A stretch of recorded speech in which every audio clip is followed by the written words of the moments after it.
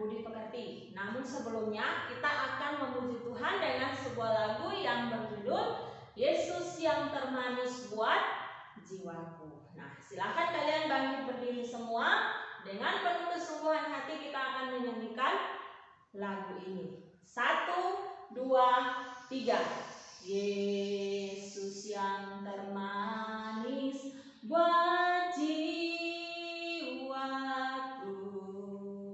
buat jiwaku, buat jiwaku.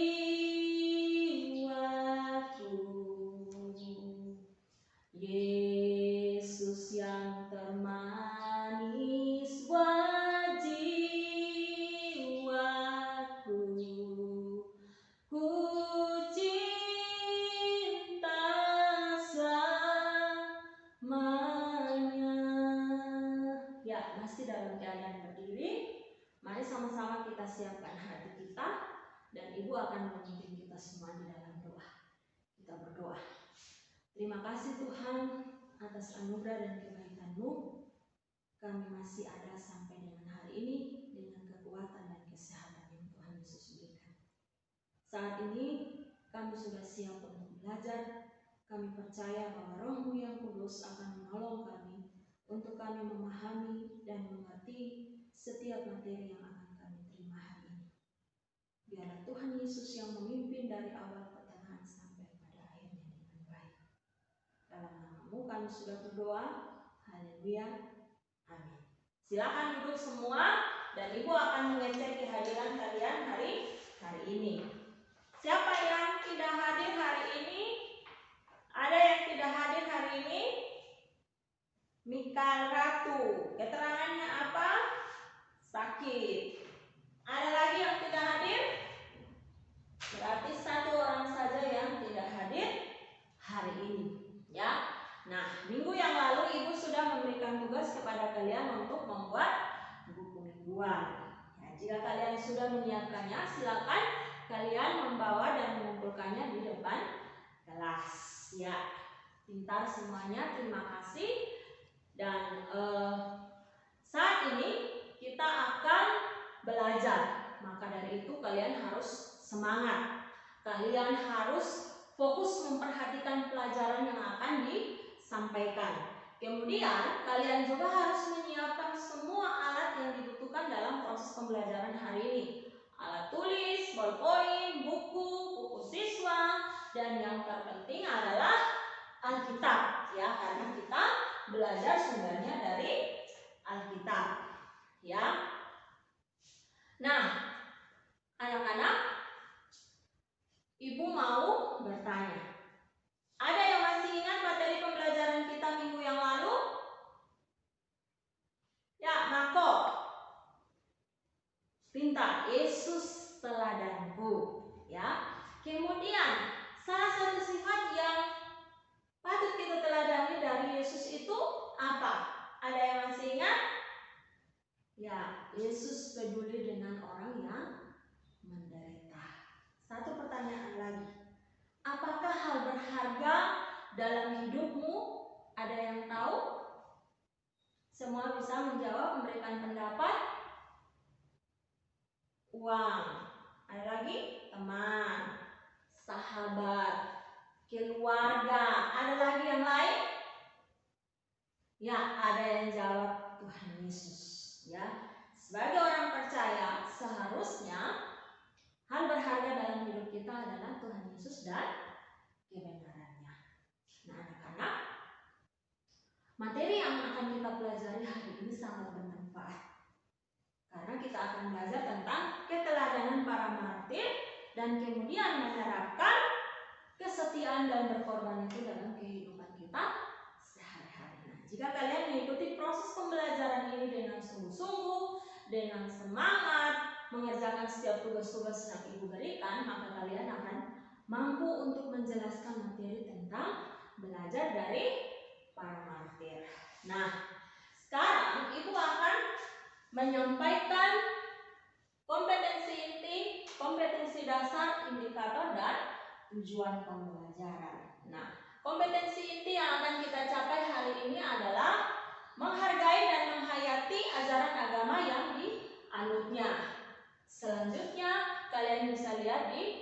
tulis. Kemudian kompetensi dasar yang akan kita capai hari ini yang pertama adalah mensyukuri hidup sebagai orang beriman sesuai dengan teladan Yesus. Kompetensi dasar yang selanjutnya silakan kalian lihat di papan tulis.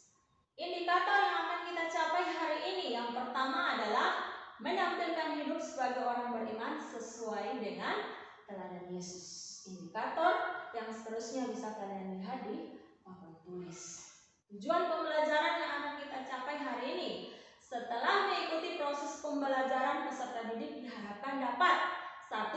Menampilkan hidup sebagai orang beriman sesuai dengan teladan Yesus. Yang kedua, menerapkan sikap hidup orang beriman sesuai dengan teladan Yesus. Yang ketiga, mengemukakan arti martir dalam kehidupan orang percaya atau pengikut Kristus. Yang keempat, menegaskan betapa berharganya Yesus Kristus dalam kehidupannya. Yang kelima, menganalisis keteladanan tentang berkorban yang Tuhan Yesus ajarkan dalam kehidupannya. Dan yang keenam, menyusun doa singkat untuk hidup setia kepada Tuhan. Hari ini kita akan belajar materi tentang belajar dari para martir. Nah, adapun yang menjadi mekanisme dalam proses pembelajaran kita hari ini adalah di dalamnya ada diskusi, ada tanya jawab, ada penugasan. Nah, selama proses pembelajaran ini berlangsung, maka proses penilaian itu juga sudah berlangsung. Adapun aspeknya antara lain penilaian sikap, penilaian pengetahuan, dan penilaian keterampilan. Nah, anak-anak, di antara kalian adakah yang tahu arti kata martir?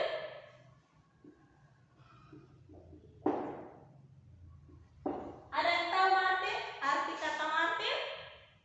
Ya. Ada beberapa pengertian berdasarkan Kamus Besar Bahasa Indonesia. Yang pertama, orang yang rela menderita atau mati daripada menyerah karena mempertahankan agama atau kepercayaannya. Yang kedua, orang yang mati dalam memperjuangkan kebenaran agama. Nah, sekarang anak-anak siapkan Alkitab kalian masing-masing ya. Buka di dalam Injil Matius pasal yang ke-24. Injil Matius pasal yang ke-24 ayat yang ke-8 hingga ayatnya yang ke-13 ya. Nah, kalian silakan membaca bagian Alkitab ini dengan sungguh-sungguh, kemudian ya mengemukakan penderitaan yang harus dihadapi oleh orang percaya menjelang zaman baru. Ibu memberikan waktu 2 menit saja untuk kalian mengerjakan tugas ini.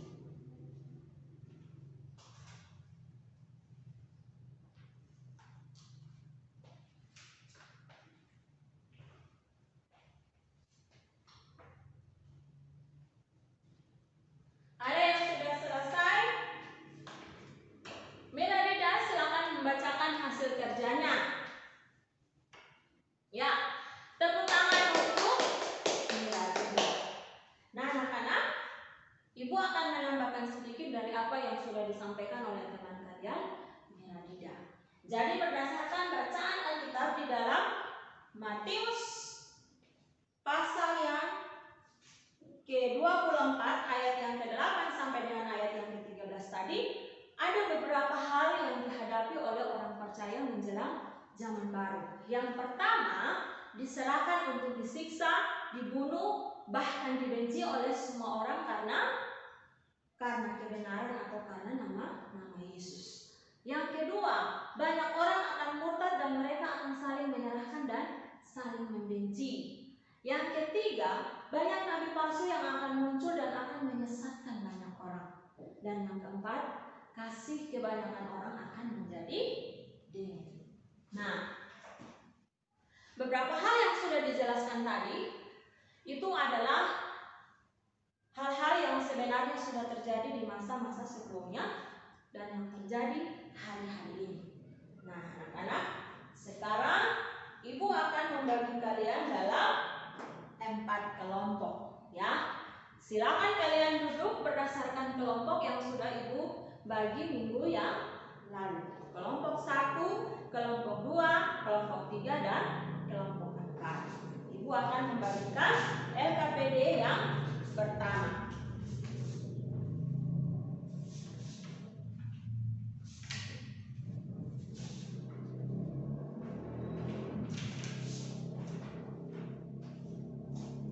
Sebelum kalian mengerjakan tugas ini, terlebih dahulu kalian menonton sebuah video yang sudah ibu siapkan.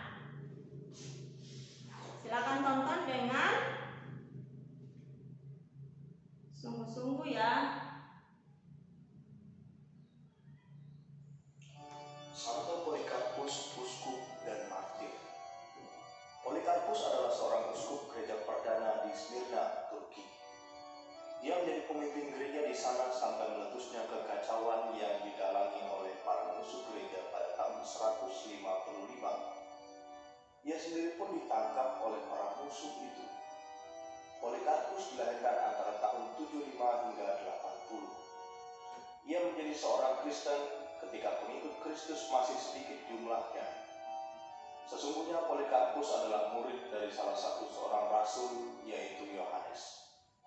Apa yang telah dipelajarinya dari Santo Yohanes diajarkannya kepada yang lain. Polikarpus menjadi seorang imam dan kemudian uskup Smyrna yang sekarang adalah Turki. Ia menjadi uskup Smyrna untuk masa yang cukup lama. Jemaat Kristiani mengenalnya sebagai seorang gembala umat yang kudus serta pemberani.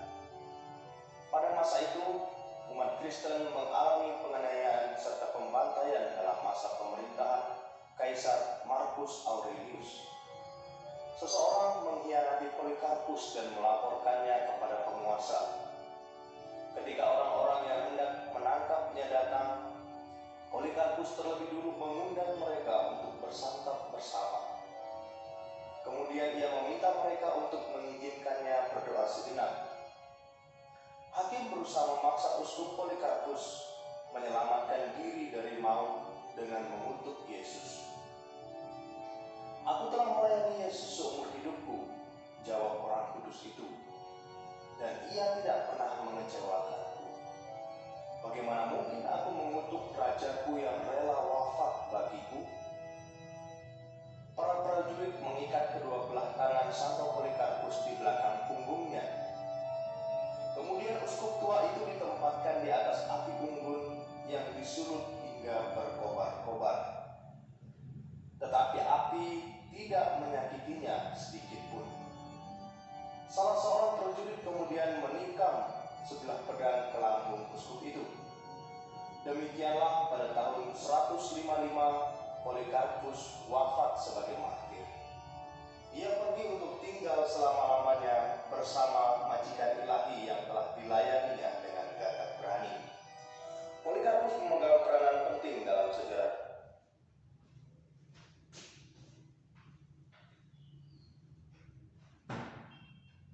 Ya.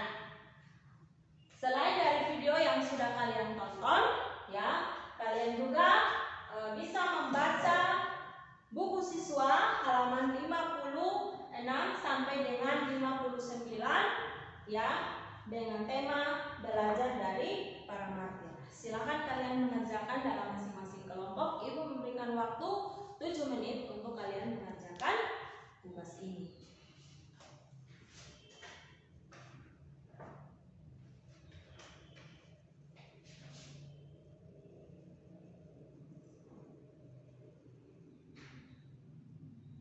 Ada yang tidak mengerti?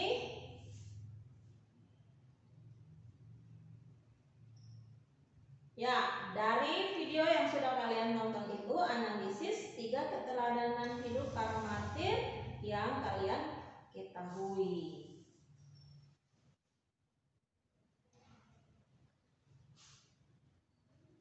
Ada lagi yang tidak dimengerti? Ya, nomor 4 ya, kalian menelaah lagu yang sudah kita nyanyikan di awal pembelajaran kita tadi.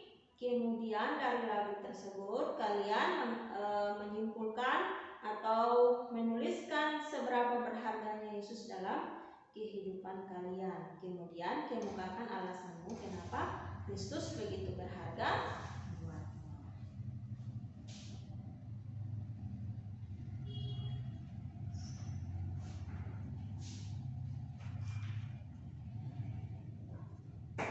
Oke, sudah selesai semuanya mengerjakan LKPD yang pertama.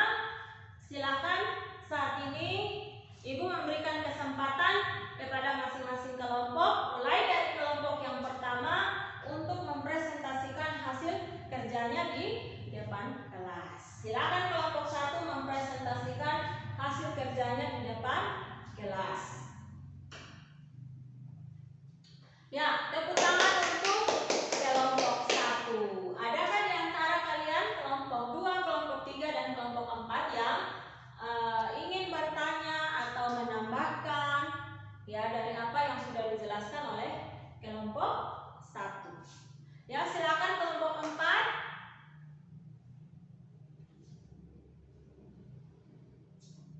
Ya, tepuk tangan untuk kelompok 4. Silakan kelompok 1 memberikan jawabannya.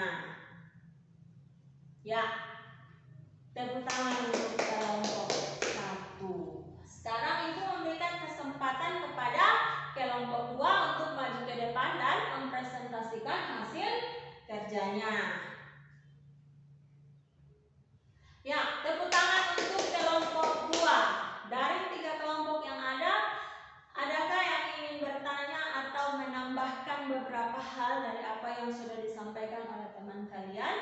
Ya, kelompok 3.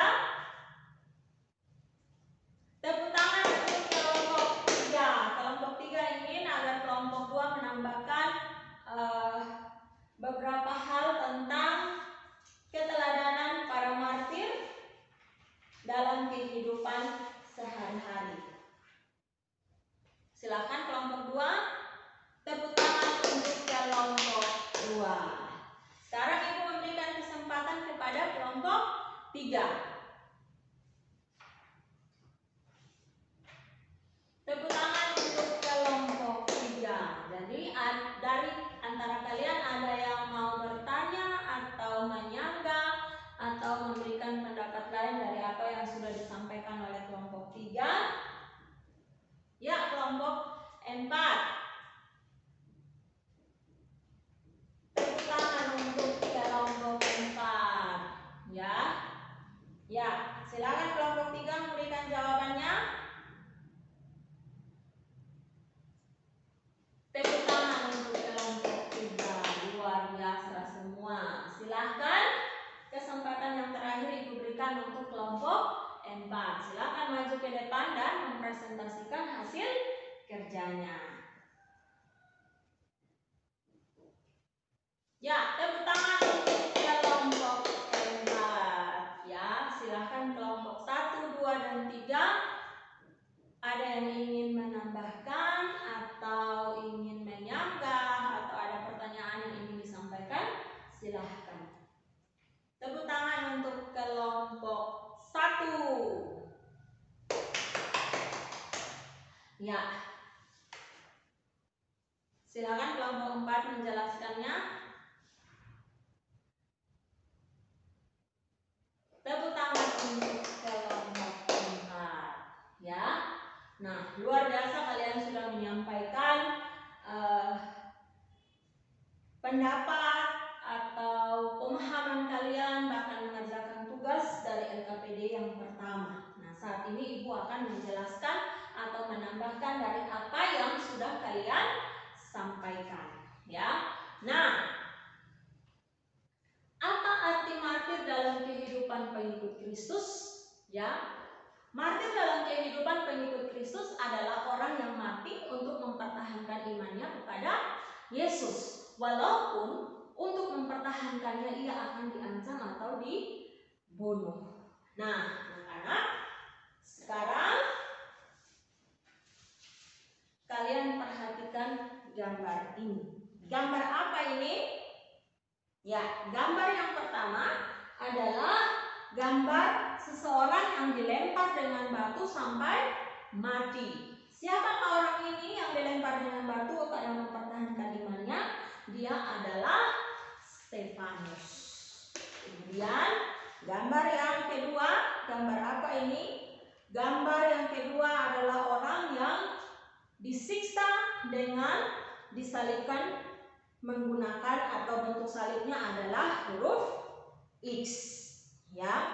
Nah, ketika dia disalibkan dengan huruf X, dia memberitakan Injil atau menyampaikan khotbah sampai pada akhirnya dia mati. Siapakah dia?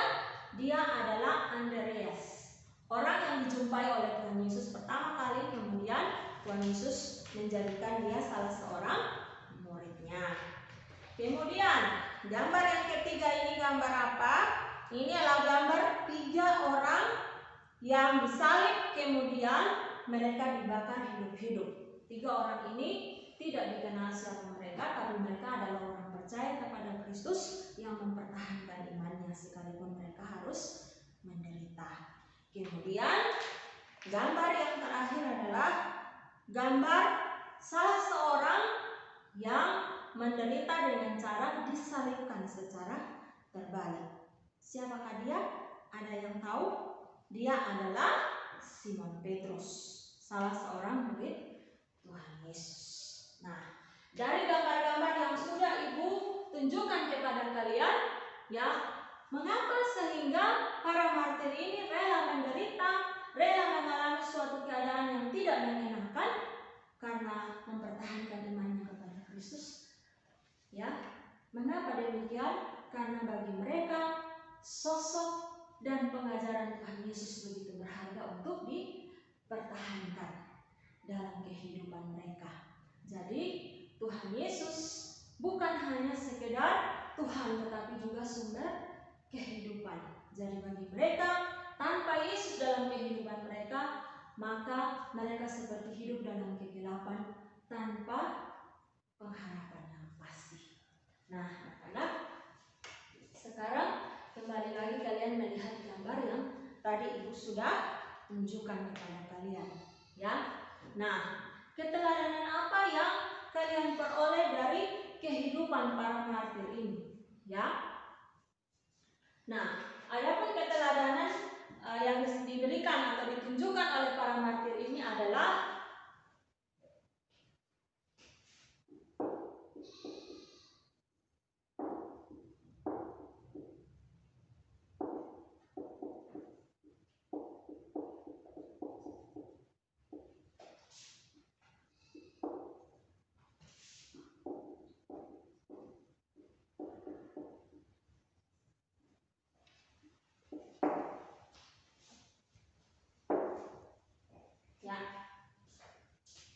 teladan para martir. Yang pertama adalah menjadi pengikut Kristus yang setia.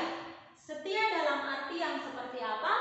Setia tidak hanya setia pergi ke gereja, tidak hanya setia berdoa, tidak hanya setia membaca firman Tuhan, tetapi setia untuk melakukan firman Tuhan itu dalam kehidupan sehari-hari, ya. Nah,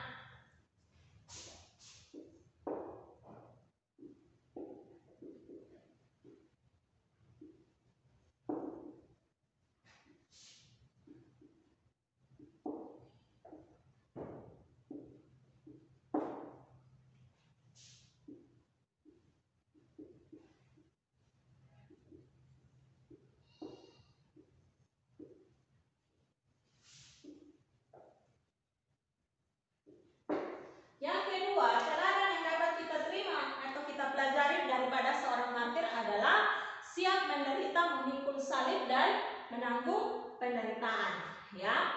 Nah, apa maksud dari hal ini? Yaitu sekalipun kita disakiti, sekalipun kita dihianati, sekalipun kita diperlakukan tidak baik oleh karena kebenaran, ya, maka kita harus bisa mengasihi dan mengampuni orang-orang yang berbuat demikian terhadap kita, ya. Kemudian yang ketiga adalah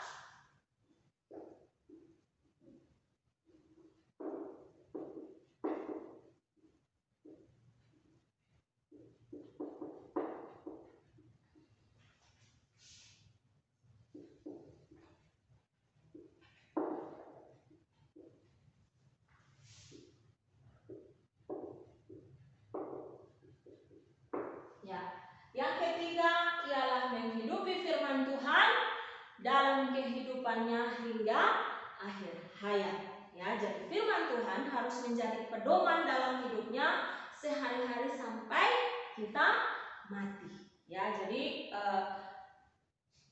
kita harus melakukan firman Tuhan itu apapun keadaannya. Dan kemudian tadi di awal kalian sudah menyanyikan lagu yang berjudul Yesus yang termanis buat jiwaku. Kalian tentunya kan masih ingat lirik-lirik atau kata-kata dari lagu tersebut. Nah, dari lagu itu menegaskan tentang betapa berharganya Yesus Kristus dalam kehidupan orang percaya. Nah, seberapa berharganya Yesus dalam kehidupan kita? Yesus sangat berharga dalam kehidupan orang percaya melebihi segala-galanya di dunia ini. Dia harus menempati posisi pertama di dalam seluruh kehidupan kita. Seluruh hal yang kita lakukan, Tuhan Yesus harus menjadi prioritas yang utama. Nah, mengapa atau alasan mengapa Kristus berharga untuk kehidupan kita itu apa? Ya. Alasan yang pertama mengapa Yesus berharga dalam kehidupan kita adalah karena Ia mengasihi dan peduli dengan kehidupan kita. Nah, anak-anak, bukti bahwa Yesus mengasihi kita itu apa? Bukti bahwa Yesus mengasihi kita adalah Dia mau mati bagi kita. Dia memelihara kehidupan kita sampai hari ini. Bukti bahwa Dia peduli dengan kita apa? Dia mendengarkan setiap doa dan keluhan kita. Ya. Kemudian yang kedua,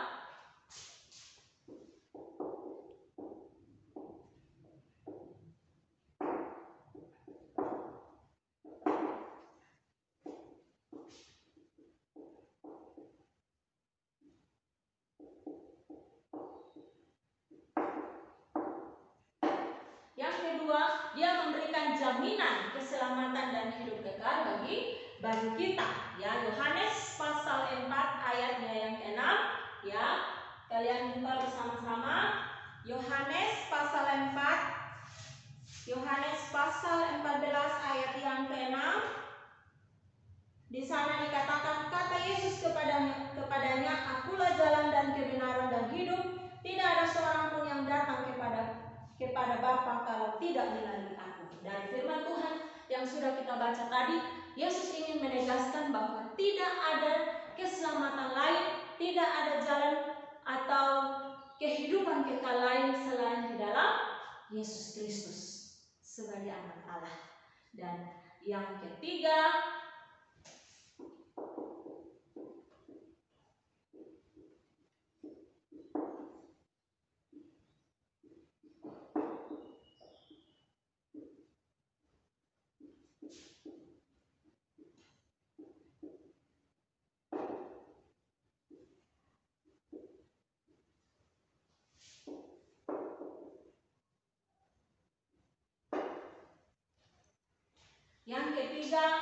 Dia menyertai dan tidak akan pernah meninggalkan kita. Ya, kalian buka di dalam Matius pasal yang ke-28.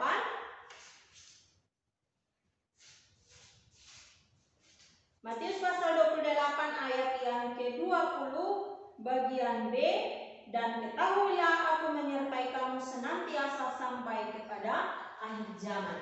Jadi Tuhan memberikan jaminan kepada kita bahwa Dia akan menyertai setiap langkah kehidupan kita. Apapun yang akan kita hadapi, apapun yang akan kita alami, penderitaan, sakit, penyakit, atau apapun itu, Tuhan tetap akan menyertai kita. Nah, sekarang anak-anak di dalam Alkitab, ya, silakan kalian lihat di dalam Yohanes pasal 10 ayat yang ke-11.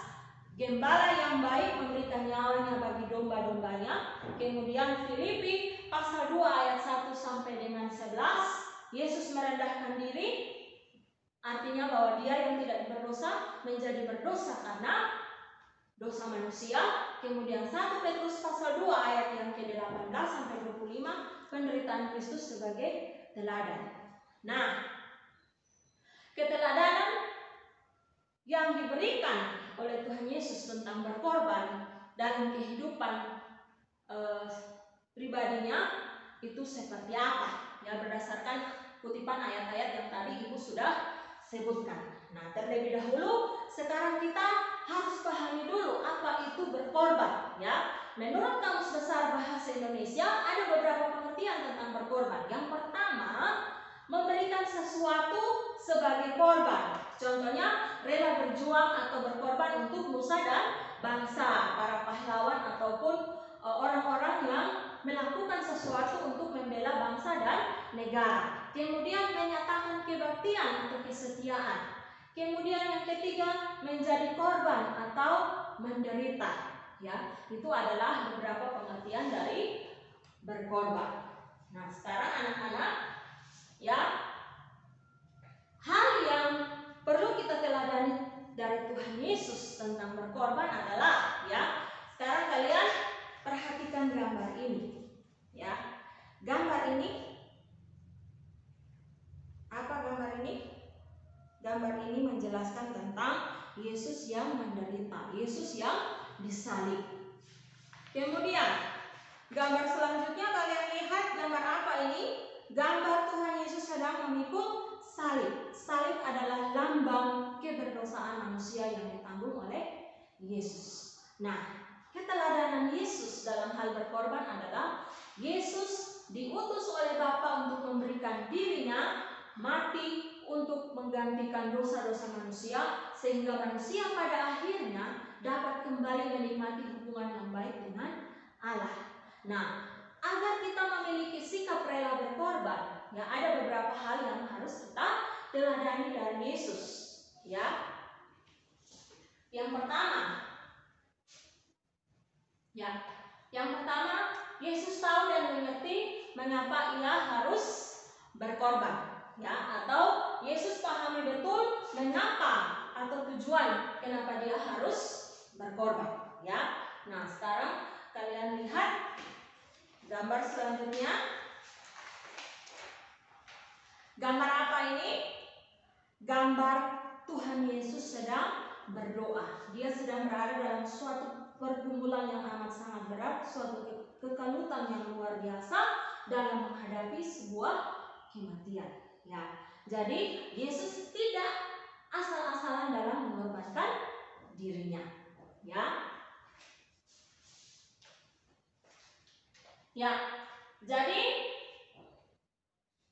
dalam mengorbankan dirinya, ya, dari sejumlah ayat Alkitab yang kita pelajari, ya, apa yang Tuhan Yesus lakukan semata-mata untuk memastikan kehendak Tuhan yang terjadi di bumi ini, ya. Jadi walaupun dia berada dalam situasi pertentangan dalam dirinya sendiri, ya, tetapi pada akhirnya dia menaati kehendak Bapaknya, ya. Kalian bisa baca di dalam Lukas pasal 22, ya, ayat yang ke-42. Lukas pasal 22 ayat yang ke-42. Ya Bapakku, jikalau engkau mau, ambillah cawan ini daripadaku, tetapi bukanlah kehendakku melainkan kehendakmu yang terjadi, ya. Jadi dari firman Tuhan ini, ya, menegaskan bahwa Yesus Kristus tetap menaati kehendak Bapaknya, ya. Jadi manusia mustahil dia mau mengorbankan dirinya jika dia tidak tahu atau dia tidak mengerti maksud dari apa yang hendak dia lakukan, ya. Nah, sekarang kembali kalian perhatikan gambar yang selanjutnya, ya. Gambar apa ini? Gambar Tuhan Yesus sedang disalib dan dia berada di antara kerumunan banyak orang. Dan pada waktu itu ada beberapa orang, ada prajurit-prajurit dan beberapa orang yang pada akhirnya menghina dia, ya. Nah, Alkitab menjelaskan kepada kita, ya. Jadi hal yang kedua, ya, hal yang kedua adalah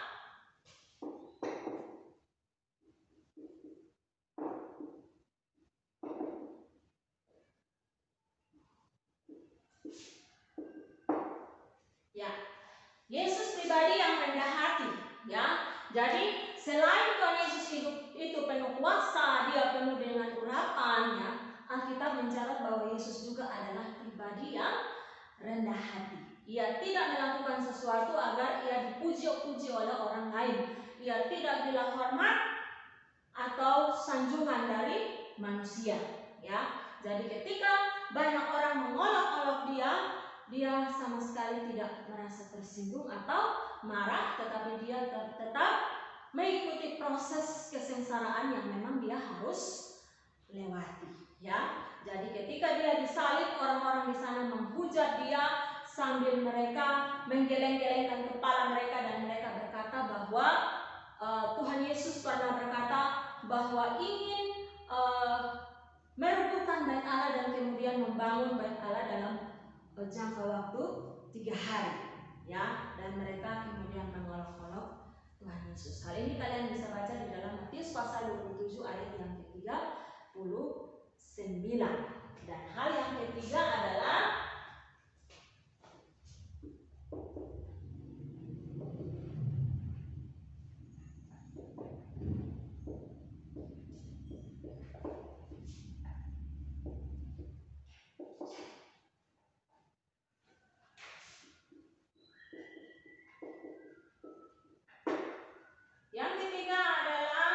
Tuhan Yesus membangun hubungan yang erat dengan Bapaknya atau dengan Allah. Jadi sebelum benar-benar Tuhan Yesus mengorbankan dirinya bagi manusia, ia membangun hubungannya dengan Allah. Kalian bisa memperhatikan gambar ini, gambar yang terakhir, ya, gambar Tuhan Yesus sedang berdoa.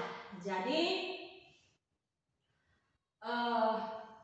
dari gambar ini kalian dapat melihat bagaimana Tuhan Yesus benar-benar bersedia untuk menghadapi penderitaan dan dia menghadapinya dengan penuh ketaatan dalam kehendak Bapaknya daripada kehendak pribadinya sendiri. Nah, ketaatan terhadap kehendak Allah itu mustahil dapat terjadi, ya, tanpa sebuah jalinan hubungan kita yang erat dengan satu pribadi, yaitu Tuhan Yesus atau Allah Bapa. Jadi rela berkorban itu bukan hanya sekedar kata-kata, tetapi harus ditunjukkan dalam perbuatan kita sehari-hari.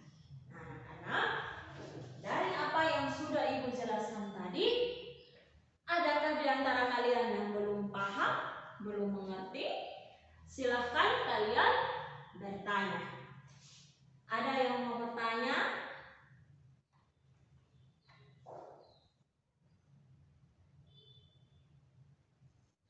Ya, Neji. Ya, contoh-contoh, tepuk tangan untuk Neji. Ya, contoh-contoh rela berkorban dalam kehidupan sehari-hari. Ya, contoh-contohnya, misalnya kita mau mengorbankan waktu kita mau mengorbankan tenaga kita, ya, untuk membantu orang lain ketika mereka membutuhkan. Ya, oke.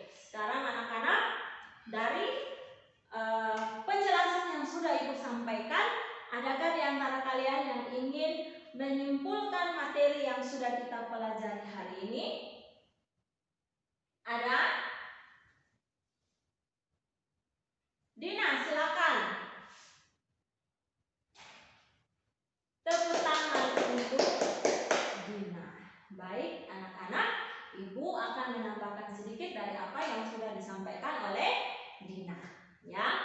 Nah, bagi para martir, Kristus dan teladan pengajarannya adalah hal yang paling berharga, ya. Oleh karena itu, banyak martir yang berjuang demi imannya dan kebenaran firman Tuhan dan mereka rela untuk berkorban untuk hal itu. Nah, ada banyak hal yang berharga dalam kehidupan kita, misalnya uang, teman, sahabat, dan lain sebagainya, sehingga karena betapa berharganya itu, maka kita mau mengorbankan sesuatu untuk mengejar semuanya itu, ya. Nah, kenapa? Karena kita menganggap hal itu berharga.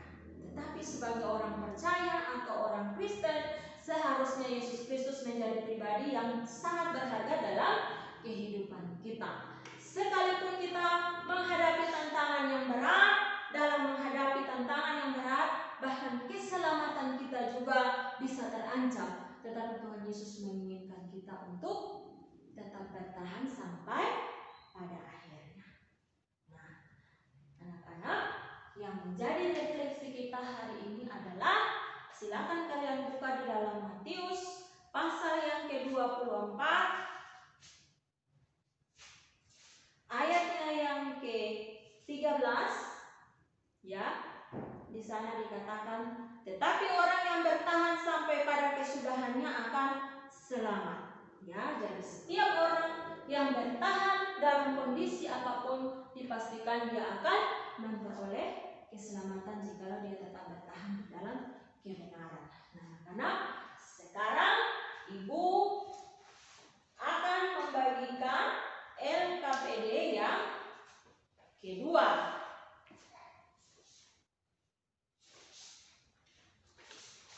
Ya. Silakan kalian mengerjakan LKPD yang kedua ini. Ibu memberikan waktu 2 menit.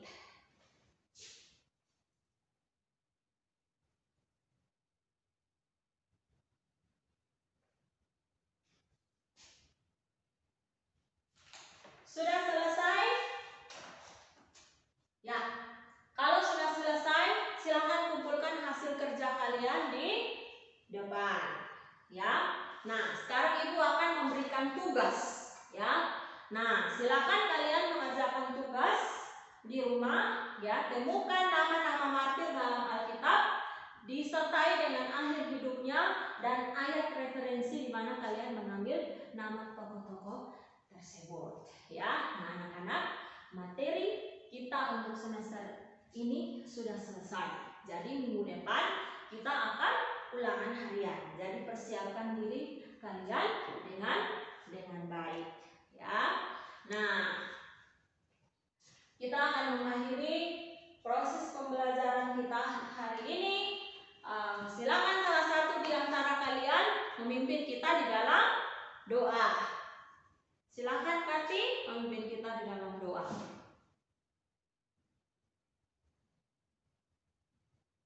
Amin. Pembelajaran kita hari ini selesai. Tuhan Yesus memberkati kita semua.